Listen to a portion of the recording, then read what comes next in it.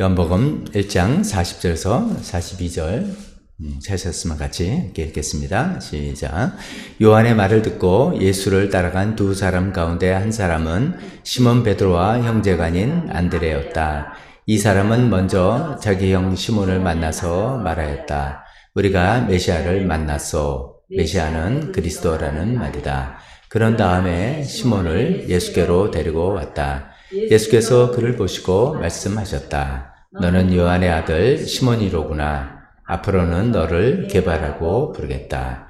게바는 베드로 곧 바위라는 말이다. 아멘. 오늘 지난주에 광고 드린 것처럼 다음 수요일은 김진경 목사님께서 말씀 전해주시겠습니다. 저희는 오늘 밤 비행기로 가서 한 주 지나고 목요일날 돌아올 일정입니다.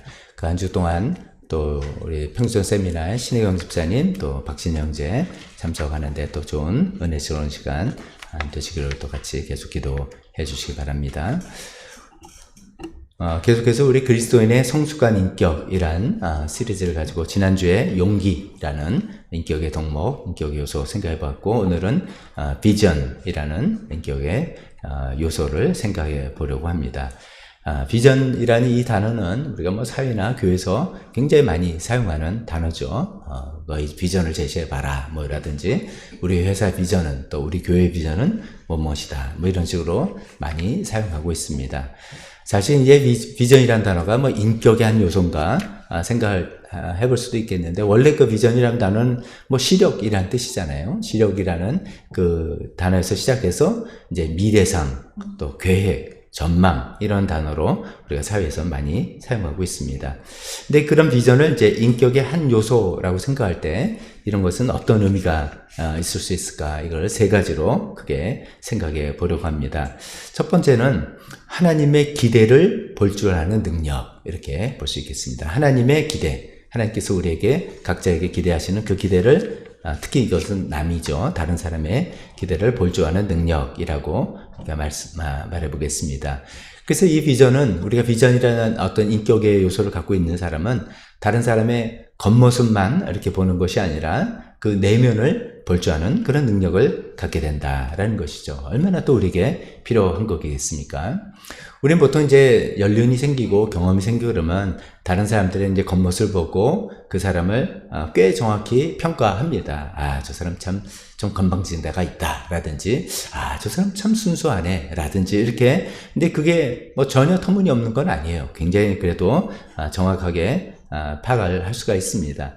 그러나 어쩌면 그것은 그 사람의 겉으로 드러난 모습일 뿐일 수가 있습니다. 그 사람의 깊은 그 내면, 특히나 하나님께서 그 사람에게 향한 어떤 기대, 하나님께서 그 사람을 빚어가시려는 어떤 기대, 이런 것은 우리가 겉으로 잘 드러나지 않기 때문에, 아직 드러나지 않는 거죠. 그렇기 때문에, 그 겉모습을 평가하는 것 가지고는 잘 보지 못하는 점이 그런 경우가 있습니다. 근데 이제 비전이 있는 사람은 바로 그런 점을 잘 볼 수 있게 된다는 것입니다. 예수님은 이제 오늘 본문 말씀이니까 예수님께서 베드로에게 새 이름을 주신 장면입니다. 베드로의 본명은 여기 잘 나온 것처럼 시몬입니다. 시몬이라는 뜻은 혹간에는 이제 뭐 시몬은 모래고 베드로는 바위다 이렇게 얘기하는데 그건 좀 이렇게 부풀린 거 아닌가 싶습니다. 이제 찾아보면 사이몬이라는 뜻은 듣다. 혹은 거기서 파생되어 듣는 사람 이런 뜻입니다. 그 뭐 이름이 꼭 그 사람 성품이다 이렇게 말할 수는 없지만 성경에서 되게 이제 그렇게 많이 이야기되죠. 그 시몬이란 듣는 사람 이게 뭐 잘 경청해서 듣는 건지 아니 남 말을 듣고 맨날 따라가는 팔랑귀비 긴지 이거 잘 모르겠습니다. 그 이름만을 봐서는 이 나중에 베드로라는 사람이 어떤 성품인지는 뭐 알 수 없는데. 성경이 나온 사례들을 보면, 이야기들 보면 그 사람이 성격이 어떤지는 우리가 다 알지 않습니까? 시몬 어떤 사람입니까? 좀 충동적이고, 다혈질이고, 뭐 이렇게 나서기 좋아하고, 좀 그런 성격이죠. 마치 삼국지 보면은 장비 같은, 유비나 관우보다는 장비 같은 그런 성격이 아닌가 싶습니다. 아마 이제 주변 사람들도 다 그렇게 알았을까? 시몬, 걔는 좀 막 괄괄하고, 막 충동적이고, 막 그런 친구지. 이렇게 알았을 것입니다. 그런데 예수님께서 그 시몬을 보시고 만나고 그 겉모습 이면에 담겨있는 그 내면을 보신 거라 그러죠. 그것이 바로 하나님의 기대라고 할 수 있겠죠. 그래서 그에게 게바라는 이름을 주셨어요. 오늘 읽은 것처럼 너는 요한의 아들 시몬이구나. 그래서 사람들은 너는 이렇게 평가하겠지만 또 너는 그렇게 행동하고 있지만 앞으로 너를 게바라고 부르겠다 라고 하면서 게바는 베드로 즉 반석이란 뜻이다 라고 성경에 설명되어 있습니다. 게바는 아람어입니다. 아람어 시리아 즉 우리 식으로 하면 시리아 그쪽 언어죠. 예수님이 이 아람어를 쓰셨죠. 그 당시에 팔레스타인 사람들은 다 아람어를 쓰신 거고 그 다음에 이걸 성경으로 기록할 때 그리스어로 기록하다 보니까 베드로, 그리스어로 베드로라고 번역을 해서 두 가지를 쓰고 우리는 베드로에 더 익숙한 것이죠. 아마 예수님께서 이제 시몬을 보고 넌 앞으로 게바다. 너는 앞으로 베드로가 될 것이다. 너는 앞으로 반석 같은 든든한 사람이 될 거다.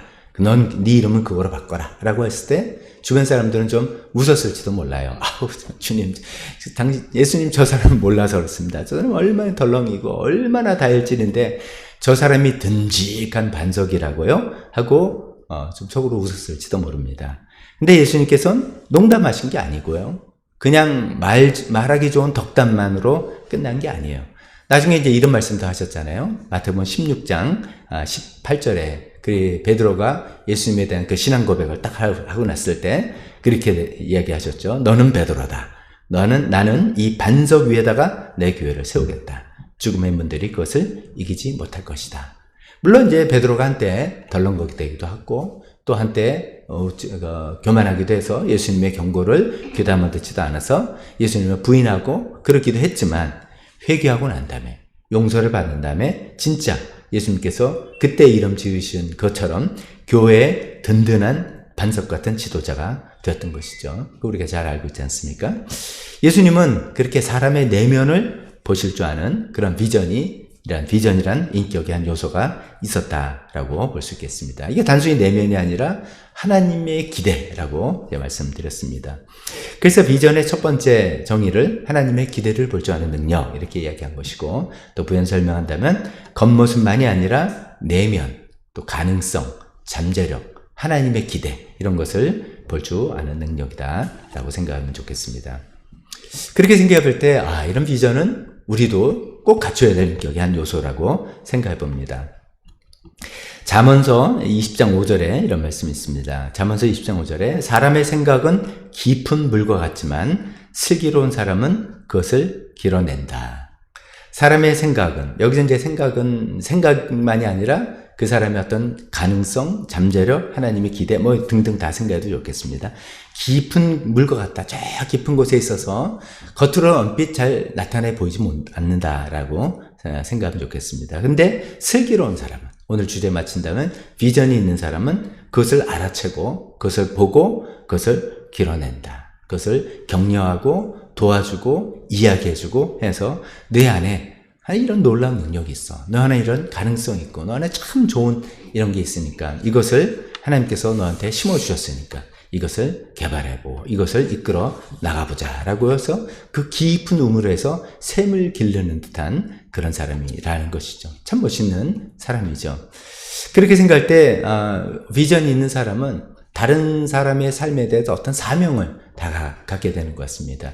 즉 겉으로 드러난 것과 또 다른 물론 겉으로 드러난 것의 장점도 여러 가지 있어서 그것도 격려하고 개발하겠지만 그렇게 언뜻 드러나지 않는 그러나 이 깊은 곳에 있는 하나님의 심어놓으신 하나님께서 기대하시는 하나님께서 심어놓으신 가능성과 잠재력 이런 것들을 알아채고 그것을 길어내는 그 우물에서 물을 길어내는 것 같은 그런 사명이 우리 비전을 가진 사람에게 다 주어진다라고 말할 수 있겠습니다. 그럼 이제 우리가 누군가 우리가 여러 역할을 하지 않습니까? 부모 역시 부모로서 부모는 비전을 가진 사람이 되어야 되는 거죠. 부모로서 자식을 양육하고 키울 때 다 우리가 그렇게 하지 않습니까? 우리 자녀들을 주의 깊게 관찰하고 우리 자녀들의 장점 또 좀 아쉬운 점. 그러나 우리 자녀들 참 이게 좋은데 아직 이런 게 이게 발현되지 못하는 그 안타까움 이런 거를 보고 그것을 기도하고 그것을 격려하고 그것을 도와주고 어떻게 해서 사람 만나게 해주고 어떤 기회를 열어주고 그래서 그 잠재력이 일어나게 해주는 발현될 수 있게 해주는 그런 역할을 부모가 하지 않습니까? 부모는 그런 면에서 비전을 가진 사람이어야 되는 것이죠. 배우자도 비전을 가진 사람이야 되겠습니다. 결혼한 경우 그 부부 사이에서 서로 겉으로 드러나는 행동, 겉으로 하는 말 이런 것만 볼 것이 아니라 그 사람이 왜 그런 행동을 하고 그런 말을 하는지, 또 그 사람의 지난날의 어떤 아픔과 상처 혹은 지난날의 깊은 여러 가지 경험과 이런 것들을 잘 이해하고 공감하고, 그러면서 그 안에 그 여러 것들로 해서 좀 찌들려 있는 좋은 것들을 발견하고 그거를 발굴해 주려고 하는, 근데 그것을 먼저 볼 줄 아는 눈이 있어야 되겠죠. 겉으로만 나에게 하는 행동이라든지 겉으로는 행동 이것만 보는 게 아니라 그 안에 깊은 곳에 감추져 있는 그 좋은 것들을 볼 줄 아는 비전이 있어서 그거를 이해해주고 그것을 이것이 드러날 수 있게 도와주려는 그런 사람이 돼야 되겠습니다. 배우자는 비전을 가진 사람이 되겠습니다. 우리 회사에서 직장이나 이런 데서 사장님 또 상사 전부 다 비전을 가진 사람이어야 되죠. 그래야지 또 회사 굴러가죠. 인재를 적재적소에 잘 배치하고 그 역량을 키워주는 그런 것들을 통해서 회사가 잘 돌아갈 것입니다. 마찬가지로 우리가 교회 지도자도 비전을 가진 사람이 되겠습니다. 어떤 경우는 이제 실망스러운 모습을 보이는 교인이 있다라고 할 때, 너는 참, 저 사람 글렀다. 이럴 게 아니라, 그렇지만 속으로 이제 이런 말을 할 수 있는 거죠. 참 정말 실망스럽구나. 그렇지만 다른 점에서는 참 좋은 가능성이 있네. 그게 엿보이는구나. 어떻게 하면 내가 저 좋은 점을 이렇게 개발시켜 줄 수 있을까? 어떻게 하면 저거를 끌어내줄 수 있을까? 그 지금 겉으로 보이는 실망스러운 모습만 보는 게 아니라 그 안에 있는 좋은 장점을 감춰져 있는 거라서 언뜻 보이면 잘 보이지 않지만 그것을 발견하고 보고 그것을 개발해 주려는 그런 비전을 교회 지도자들이 가져야 되겠다는 것이죠. 또 신앙에 관심이 없는 불신자들을 대하면서도 참 답답하다. 저 사람은 안 되나 보다. 이런 것이 아니라 비록 지금은 아무런 반응이 없지만 어쩌면 하나님께서 언제 저 사람을 어떻게 바꾸실지 좀 난 기대가 된다. 궁금하다. 이런 마음으로 바라볼 수 있는 그런 비전을 교회 지도자들이 가져야 되겠습니다. 이런 비전은 주신 거기도 하겠지만 개발하는 그런 것이어야 되겠죠. 시간이 많이 걸리죠. 먼저 우리가 사람들을 대상으로 하는 거기 때문에 자녀든지 배우자든지 회사의 사람들이든지 교회에 서로 교인들이든지 그 사람들을 전인격적으로 참 인격적으로 대하는 그런 마음에서부터 시작될 겁니다. 그래서 그 사람에 대한 깊은 생각, 그걸 겉모습으로만 평가하는 게 아니라 그분에 대한 깊은 생각, 또 필요하다면 아주 여러 깊은 대화도 필요하고, 또 통찰력과 지혜를 구하는 기도가 반드시 또 필요하겠죠. 또 하나님의 기대를 볼 수 있는 그 눈을 달라라고 계속 기도하는 그런 여러 가지 시간들을 통해서 겉으로 보이는 그 모습, 겉으로 하는 행동, 그것만이 아니라 그 앞에 깊이 잠언서 말씀하신 것처럼 깊이 간직되어 있는, 담겨져 있는 그런 하나님의 기대, 하나님이 심어놓으신 잠재력, 그런 가능성, 이런 것들을 볼 줄 아는 능력. 그래서 그것을 참고 개발하고 도와줄 수 있는 그런 비전을 가진 사람이 우리가 모두 되었으면 좋겠습니다. 두 번째 비전은 또 이렇게 정의해 볼 수 있습니다. 하나님의 능력을 볼 줄 아는 능력. 하나님의 능력을 볼 줄 아는 능력. 능력이 반복되니까 이상하지만 하나님의 능력을 볼 줄 아는 능력이다. 이런 뜻입니다. 그러니까 다시 이제 조금 설명하면 비전은 어떤 문제를 만날 때 그것의 해결책을 찾아내는 능력이다. 라고 이렇게 또 부연 설명할 수 있겠습니다. 이건 무슨 말이냐면 우리가 이제 어떤 큰 문제를 겪게 될 때, 큰 문제가 닥칠 때 어떻게 하면 이거를 해결하지? 라고 해서 그 해결책을 막 찾으려는 게 너무나도 정상적인 반응입니다. 그런데 이상하게도 이런 정상적인 반응을 모든 사람이 하는 것은 아니라는 것이죠.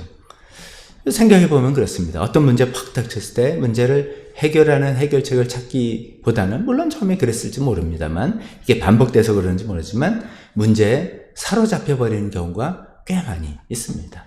어떤 식으로 문제에 사로잡힙니까? 원망입니다. 원망. 왜 하필이면 나만?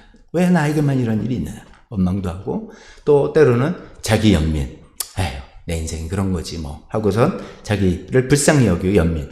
자기를 불쌍히 여기서 긍정적인 거. 제가 예전에 그 뿌리 깊은 인생에서 말씀드렸죠. 그런 자기를 연민하는 좋은 의미의 연민이 아니라 부정적으로 연민하는 거죠. 나는 뭐 안 되는 신생이야. 요즘의 세상에 그런 표현 참 많죠.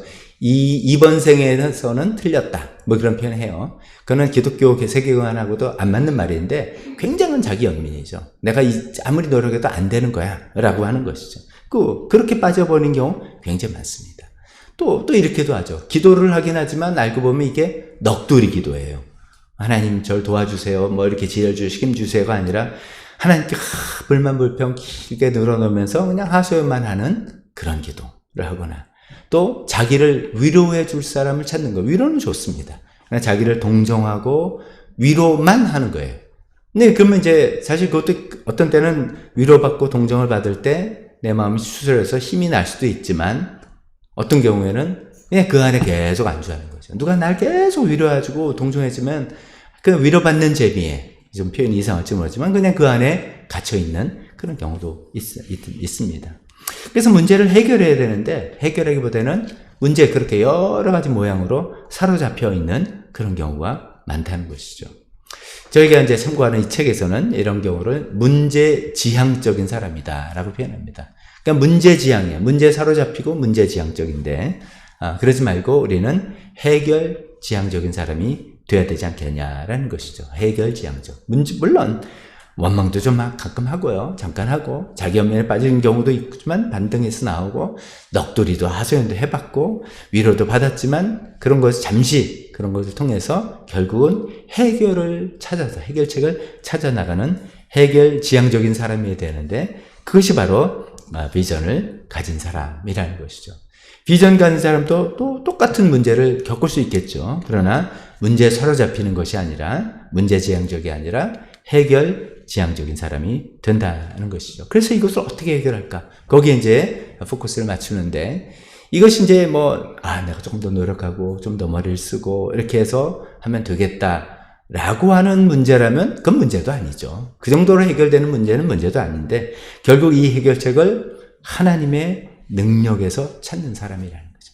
하나님의 능력을 볼 줄 아는 시력이 있어서 거기서 하나님께 매달리고 하나님의 도우심을 구해서 그것을 찾아내는 사람이라고 말할 수 있겠습니다.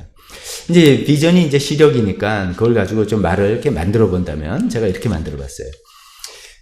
비전 있는 사람은 문제를 정확하게 보는 시력이 좋은 게 아니라 어떤 사람은 문제를 기가 막히게 합니다. 그래서 무슨 일이 딱딱 쳤을 때 막 걱정하고 있는데 옆에서 뭐 대수로운 일 아니잖아. 그러면 이게 왜 대수로운 일이 아니야? 이거는 이런 문제고 이건 저렇게 더 문제가 되고 이렇게 됐었나? 아니 문제를 너무 빠삭하게 알아요. 문제에 대해서 아주 시력이 2.0 뭐 그렇게 돼요. 아니 몽골사람처럼 8.0 이렇게 돼요. 문제에 대해서 너무나 잘 알아요. 근데 하나님의 능력을 보는 시력이 없어요. 하나님은 얼마나 능력이 많으신지 그 능력 많으신 하나님이 우리를 얼마나 도와주실 수 있는지 하나님의 그 오른팔에 대한 손길을 바라보는 시력은 마이너스 이렇게 돼서 그 시력이 없다는 거죠. 근데 이제 우리가 비전을 가진 사람이다. 이런 인격의 요소가 우리에게 있어야 되겠다 할 때는 문제를 보는 시력은 좀 약해도 좀 잘 안 보인다 하더라도 하나님의 능력을 보는 시력 이것이 있는 사람이에요.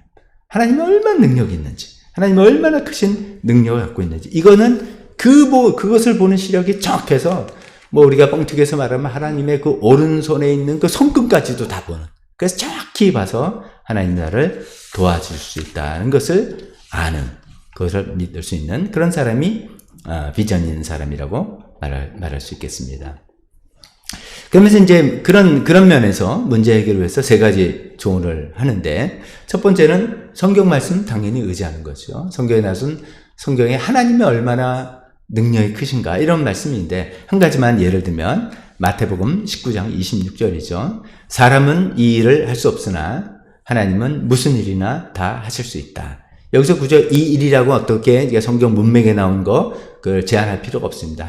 사람은 어떤 문제 우리가 닥쳤을 때 우리가 쉽게 해결할 수 없는 문제 이 일을 해결할 수 없으나 이렇게 다 적용하면 되겠죠. 사람은 할 수 없으나 하나님은 무슨 일이나 다 하실 수 있다. 하나님은 무슨 일이나 다 하실 수 있다. 이 말씀을 계속해서 암송하고 계속해서 묵상하고 계속해서 반복하고 생겨서 처음에 안 믿어지겠지만은 믿어질 때까지 이 말씀을 붙들고 나아가는 것이 문제 해결을 위한 첫 번째 조언으로 이야기하고 있습니다. 두 번째로는 해결지향적인 사람들을 많이 만나야 되죠. 해결지향적인. 아까 처음에 말씀드렸지만 문제가 닥치면 문제를 어떻게 해결하려고 하겠지라고 생각을 하지만 이게 정상적인 반응이지만 이상하게도 그 문제 안에 그냥 안주하는 경우들이 참 많다 했잖아요. 문제지향적인. 근데 이제 그렇기 때문에 늘 문제가 닥치고 어려움이 닥쳤을 때 내가 찾는 사람은 나를 그저 위로해주고 동정해주는 사람에 그친다면 위로받고 동정을 받았지만 문제는 여전하지 않겠냐는 거죠. 그래서 그런 것도 필요하겠지만 해결지향적인 사람. 그래서 우리가 이거 보통 신앙에 간증이 있는 사람들이죠. 어려운 일을 했을 때 어떻게 저분은 이런 어려운 일을 하나님의 도움으로 헤쳐나갔는지 그 이야기를 좀 듣고 그분의 노하우를 좀 배우고 거기서 은혜를 받고 도움을 받고 하는 이런 것들을 해결지향적인 그런 신앙적인 간증과 체험이 있는 그런 사람들을 찾아가서 도움을 듣는 것이 필요하겠다는 것이죠. 그런 가운데 세 번째로 하나님의 인도하심을 받는 건데 우리가 이제 어려운 일을 툭 닥칠 때 이제 기도하면서 내가 지금 어떻게 될지 전혀 모르겠다라고 하지만 그래도 뭔가 내가 선택할 수 있는 선택지가 몇 개 있을 겁니다. 그래서 가장 현실적이라고 하는 해결 방학을 1, 2, 3, 4 이렇게 써보는 것이죠. 그래서 써놓고 계속 그거 가지고서 기도하고 하나님 어떻게 인도하실랍니까? 기도하다 보면 우리가 다 경험해 봤을 겁니다. 시간이 지나면서 1, 2, 3이었는데 1, 2, 3, 4, 5개로 가능성이 더 좀 상황이 변하고 마음 상태가 변해서 늘어나는 경우도 있고 어떤 경우는 1, 2, 3이었는데 1 아니고 3 아니고 그냥 2 하나밖에 없다. 그래서 이거구나. 이걸 하라고 하시는구나. 이렇게 좁혀 주실 때도 있고 그런 식으로 현실 가능한 어떤 가능성들을 가지고 하나님께서 어떻게 인도하시는지를 계속 기도하다 보면 또 하나님께서 길을 열어주시는 것을 우리가 발견할 수가 있다는 것이죠. 정리해봅니다. 두 번째 비전은 하나님의 능력을 볼 수 있는 능력이다 라고 했습니다. 비전의 시력이란 그 말을 다시 생각할 때 문제를 잘 보고 또 문제 해결을 할 수 없는 자신을 잘 보는 그런 시력이 아니라 문제를 해결할 수 있는 하나님의 능력을 잘 볼 줄 아는 그런 시력의 소유자, 그런 비전을 가진 사람이 다 되었으면 좋겠습니다. 마지막 세 번째 비전의 정의는 하나님의 부르심을 볼 줄 아는 능력. 이거는 자기에 대한 것입니다. 하나님의 부르심을 볼 줄 아는 능력입니다. 비전은 이제 부연 설명하면 하나님이 자신을 어떤 역할로 부르시는지를 볼 줄 아는 능력이다. 이렇게 말씀드리고 싶습니다. 성경에 있는 예를 두 가지 정도 들면 이사야서 6장에 나온 그 유명한 성전에서의 환상을 보는 이사야 이야기입니다. 이사야가 그때 이제 환상을 볼 때 6장을 딱 보니까 우시야 왕이 죽던 해 이렇게 되어 있습니다. 우시야 왕이 그래도 꽤 하나님대로 나라를 이끌려고 했던 왕인데 그 우시야 왕이 죽고 이사야의 마음속에는 위기의식이 닥쳤습니다. 우리나라 이제 큰일 났다. 앞으로 어떻게 했나. 앞이 캄캄한 그런 상태였던 것이죠. 그때 그가 직접 성전에 들어가지 못했을 테니까 환상으로 기도하면서 하나님의 성전을 보게 된 것입니다. 그때 거룩하신 하나님 보좌에 앉아 계시고 스랍불 천사들이죠. 거룩하다 거룩하다 거룩하다 만군의 주님 하면서 찬양할 때 성전 터가 막 흔들리고 성전에는 연기가 가득 찬 거룩하신 하나님. 이 문제는 여기 있는데 문제는 여전히 쌓였는데 하나님의 거룩하고 놀라우신 영광의 하나님을 보게 된 것이죠. 근데 거기서 끝난 게 아니라 그 놀라운 광경과 함께 하나님의 음성을 듣게 됐다 그랬습니다. 하나님이 이런 음성을 들은 거죠. 내가 누구를 보낼까? 누가 우리를 대신하여 갈 것인가? 이런 음성이 들리면서 이 음성을 통해서 하나님께서 자기 자신을 어떤 자리로 부르신다는 것을 보게 된 것이죠. 그때 이사야가 이렇게 대답했죠. 제가 여기 있습니다. 저를 보내주시옵소서. 내가 여기 있나이다. 나를 보내소서. 이런 표현을 했습니다. 그게 이사야가 비전을 갖게 되는 순간이죠. 하나님께서 나를 어떤 사람으로 부르는지 이 지금 암울한 현실에 그냥 큰일 났다라고 기도하고 안타까웠고 그렇게 하는 사람이 아니라 이 암울한 현실에 하나님의 말씀을 전하는 선지자로 나를 부르셨구나. 이 어두운 세상에 빛으로 나를 부르셨구나. 이런 것을 깨달게 해서 자기 자신을 어떤 사람으로 어떤 사람이 되라고 어떤 역할을 하라고 부르신 그 부르심을 볼 줄 아는 비전이 생겼다라고 볼 수 있습니다. 그런데 이제 이사야가 이런 비전을 가진 것은 하나님의 그 부르심에 전적으로 순복했을 때였죠. 내가 누구를 보낼까? 누가 우리를 위해서 대신 갈까? 라는 음성이 들었을 때 그냥 가만히 있었으면 아마 들리지 않았을지도 모릅니다. 근데 제가 여기 있나이다. 나를 보내주십시오. 라고 자기 자신을 온전히 하나님 앞에 다 내려놓았을 때 비로소 그 하나님의 부르심을 볼 수 있게 되었다는 것이죠. 그렇게 해서 이사야는 그런 비전의 사람이 되었습니다. 한 가지 예를 더 든다면 가시떨기 나무 앞에서 하나님을 만난 모세 이야기입니다. 출애굽기 3장에 있는 것이죠. 그때 모세는 우리가 잘 아시다시피 이집트의 왕자로 자라서 민족의식이 생기고 신앙의식이 생겨서 자기 힘으로 동족들을 도와주려고 하다가 오히려 낭패를 당했죠. 그래서 피신해서 저 광야로 도망가서 거기서 정말 좌절과 피해의식에 사로잡혀 살아가고 있었습니다. 그러나 어느 날 양을 치면서 막 광야를 돌아다니다가 가시떨기 나무가 불은 붙었는데 타서 없어지지 않는 희한한 광경을 보게 됐죠. 분명히 불이 붙은 그 가물덤인데 금방 이제 타서 없어져야 되는데 계속 불이 타고 있는 그런 나무를 보고 희한한 광경이다 생각해서 가까이 가게 됐을 때 하나님께서 그 가시떨기 가운데서 모세야 모세야 하고 그를 부르셨죠. 그러면서 또 이리로 가까이 오지 말아라. 내가 서 있는 곳은 거룩한 땅이니 너는 신을 벗어라. 이렇게 이야기하셨습니다. 이거 좀 헷갈리는 말이지 않습니까? 이리로 가까이 오지 말아라. 뭐 가까이 오지 말라. 야, 절로 가! 이런 소리인가요? 이게 아니라 이게 오라는 말인지 오지 말라는 말인지 어떻게 보면 헷갈리는데 오라는 소리죠. 오는 소리인데 오려면 넌 신을 벗어야 된다. 이런 것이죠. 네가 하나님 나를 만나러 여기까지 찾아왔고 사실 내가 너를 불렀는데 여기를 와라. 일로 나에게로 와라. 그런데 그냥 신발 신고는 못 온다. 이 신발이 뭡니까? 그 당시 문화에서 종은 샌들, 신발을 신지 않았다라는 그 문화를 배경으로 삼고 있다는 거지 않습니까? 그러니까 너는 종의 자리에서, 종의 신분으로, 종의 위치에서 나한테 와야 된다. 그런 이야기를 듣고 모세가 신발을 벗고 가까이 갔을 때 하나님께서 그에게 하나님 놀라운 계획을 이야기해 주셨습니다. 너희 동족 이스라엘, 네가 그들을 도와주려 애썼지만 안 됐지. 내가 할 것이다. 그러면서 나는 너를 출애굽의 지도자로 부른다. 라는 그런 놀라운 비전을 듣게 됐습니다. 그래서 모세는 비전의 사람이 된 것이죠. 근데 모세도 또 전제가 있지 않습니까?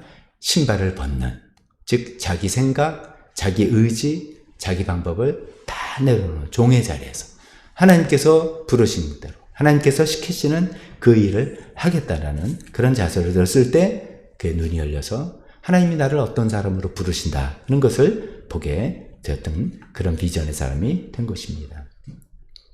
어쩌면 우리도 하나님께서 우리 인생에서 어떤 새로운 길로 우리를 인도하실 때가 있습니다. 뭐 직업을 바꾸라고 하실 때 바꾸게 될 때도 있고 다른 곳으로 이사를 가게 될 때도 있고 똑같이 하던 일이지만 전혀 다른 역할, 전혀 다른 어떤 지위 이런 것들을 맡기기도 합니다.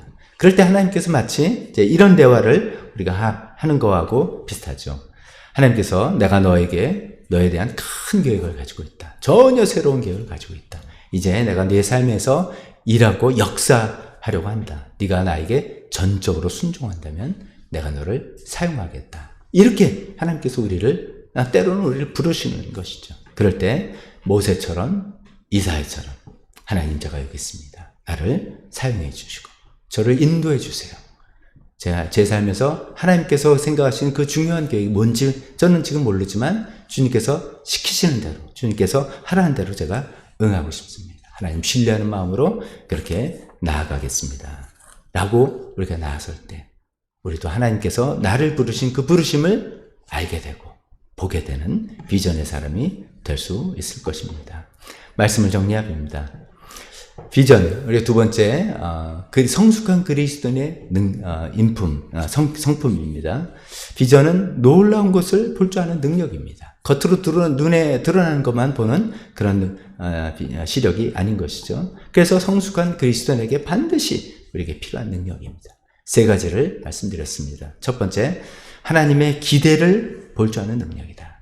사람 겉으로 나오는 모습, 행동으로만이 아니라 그 내면 깊이 하나님께서 심어놓으신 기대, 하나님께서 주신 그 가능성, 잠재력, 그런 것을 볼 줄 알고 그것을 길러낼 줄 아는, 꺼집어낼 줄 아는 그런 사람이다. 그런 능력 우리 모두 갖게 되기를 원합니다. 두 번째는 하나님의 능력을 볼 줄 아는 능력이다 그랬습니다. 어떤 큰 문제를 만났을 때, 내 힘으로 되지 않을 때 그것을 하나님께서는 하실 수 있다고 하는 하나님의 그 능력을 볼 줄 아는, 바라볼 줄 아는 그런 비전을 우리가 다 가졌으면 좋겠습니다.